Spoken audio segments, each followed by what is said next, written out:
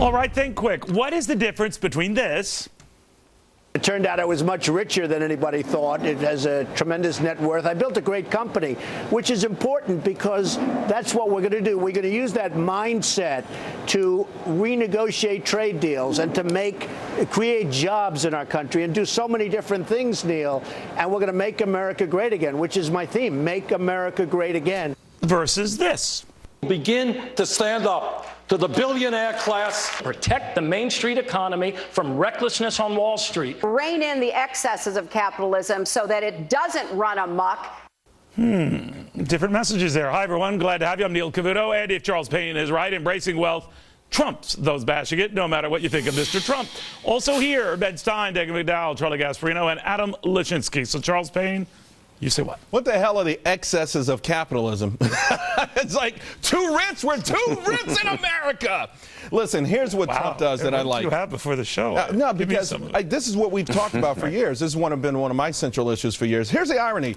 All this stuff used to be aimed at black people. Now it's aimed at the whole country, you know, higher minimum wage and that kind of junk. America, when Donald Trump talks about himself, he's telling me two things. America is a great place, and that the individual who works hard can be rewarded. And I think those are totally counter what the Democrats are trying to sell, the collective. The collective. By the way, here's the irony. Almost everybody running for president is a millionaire. Well, not everyone, but a good many. Almost. All right, Megan. The biggest laugh I got in the past week is Bernie Sanders, socialist, denouncing capitalism and then saying, oh, but we are an entrepreneurial nation and we need to do more to support small and medium-sized businesses. This is a choice. This is a choice whether you think that the individual, the private citizen, knows better or government. Do you want to let those in government make decisions for you? And the answer with a big hell is no. And that's the choice. But it's been going the other way, unfortunately. I was watching that Democratic debate. I'm thinking it kind of reminded me of a hostage tape. But having said that, my view was, I don't care whether you're left or right. I was screaming for someone who knew something about math. If you're going to make all these promises, pay for them. And that did not come up. I'm trying to refrain from doing my Donald Trump impersonation right now. But you've been getting kudos on Twitter lately for it. I know. Do it. But do you think billions and billions? Please do it's it. Dr. Evil? I What make is this billions and billions. Neil, you're wonderful. You're wonderful. Give me your freaking break here. You got to go back. And I'm wonderful. So you're saying what? You're looking at this.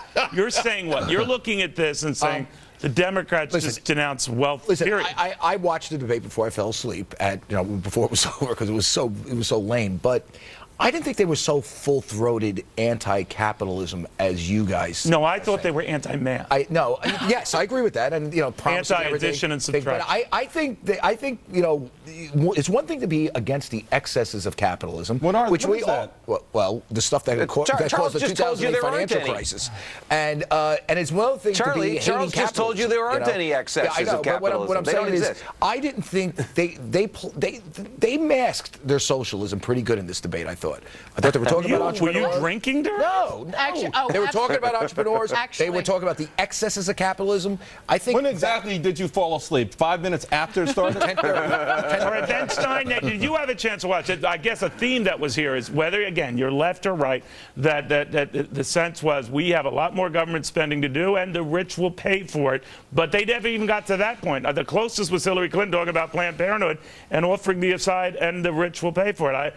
But that was it. And I'm wondering, well, where's that train going? Well, you're totally right, Neil. The rich, you cannot tax the rich at a high enough rate to make all the poor middle class or upper middle class. There's just not enough money to do that. So that's a math problem. But what I'm concerned about is the Democratic debate was all about envy. It's about whipping up people to be envious of those who are successful. Whipping up people to be envious of those who are successful leads only to totalitarian dictatorship. That's how the Bolsheviks got started in Russia. That's how the Hitler's party got started in Germany. We do not want a policy based on envy of people who are successful. That way lies totalitarian I don't think they were that dictatorship. bad rhetorically, It scares me to death. Ben, I don't think they were that bad rhetorically. I mean, I'm not saying that their policy prescriptions or anything right home because they're stupid. I mean, you can't pay for them. I thought you fell asleep. I think we're ignoring something here, Neil. At 10:30. At 10:30. So I saw enough of it. I just don't think rhetorically they were all that off the charts. Adam. I think we're ignoring something. All that off the charts. Yes. This is not this is not an ideological point, but I think the American people are schizophrenic on this topic. On the one hand, they admire rich people. They admire people who have made something of themselves.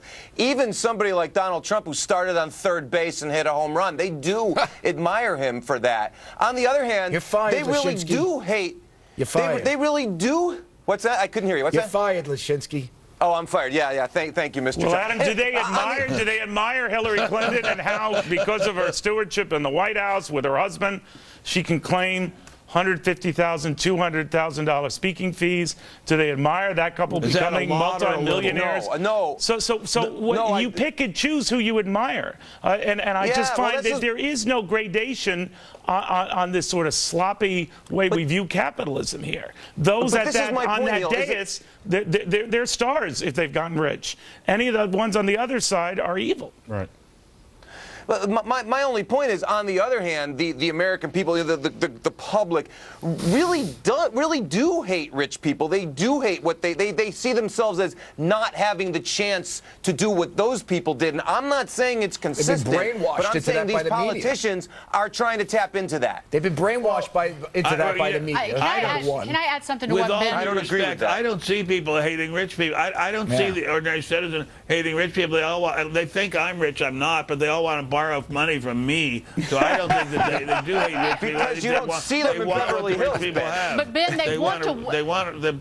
The Democrats want to whip people into a rage, so they do hate rich people. That's what the Democrats want to do. Right. And I take issue with the word envy. I think envy is when you're a hard worker and you envy what someone else has built, and that's what you are striving for. I think that it's rage and anger that we have to be careful of in this country.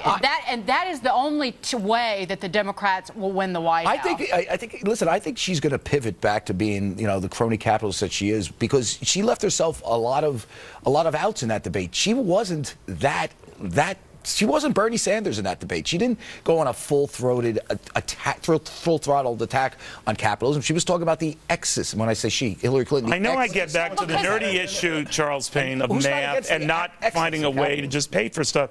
I heard a lot of programs mentioned. I heard make sure we provide college education for everybody, make sure we provide affordable drugs for everybody, make sure we do a lot for everybody, and not even a way to pay for it. So it came back to an appreciation of math. I mean, free college for everyone, including illegal immigrants. It'd be splitting hairs to go between what Dagan said and Ben said. But the bottom line is, they've never really promoted this idea of envy that you're talking about as an economic plan. It's always been a punitive plan. It's always been punish people for being rich and successful. And that is the scary part of this whole thing. But it's also to con people into thinking. That is brilliant. That is brilliant. But this is the I think he likes that. This is where the ideology and the math meet. It's also conning people into thinking that you're going to get whatever you want for free and somebody else is going to pay for it. And you can have whatever you want. I was making a list during the debate. I was like, well, I could use a skateboard, some Funyuns, a new pair of Nikes. We should do a Kickstarter thing for you. Yeah. Right? Yeah, and you also do have to ask yourself, one of the things I didn't like is why frame the whole discussion about the excesses of capitalism. Okay, the excesses of capitalism, not great. The excesses of socialism give you the gulag. Do you see what I'm saying? They are framing this in the most absurd way.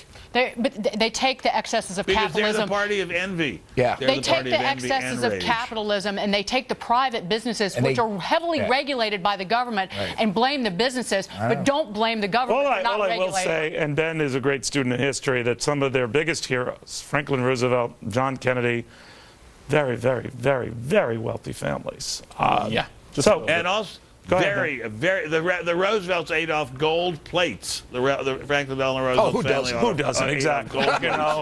Once you have a little pigs in the blanket on a gold, you got to see my gold espresso cup. Don't even get me started. All right, so when it comes to attracting jobs, it's about the luck of the Irish, maybe about the tax cuts of the Irish. This is something I want you in Washington to be remembering. You are about to be had by the wee little people of Ireland because they just discovered a gaping hole in your logic. I'll explain. Today on Forbes on Fox, Democratic presidential candidates promising gifts to America, free college, free health care, and a whole lot more. But who's going to pay for all those freebies? And a new study revealing the most polluted cities in America are the ones spending the most on green regulations. So is this a waste of green? We'll see at the top of the hour.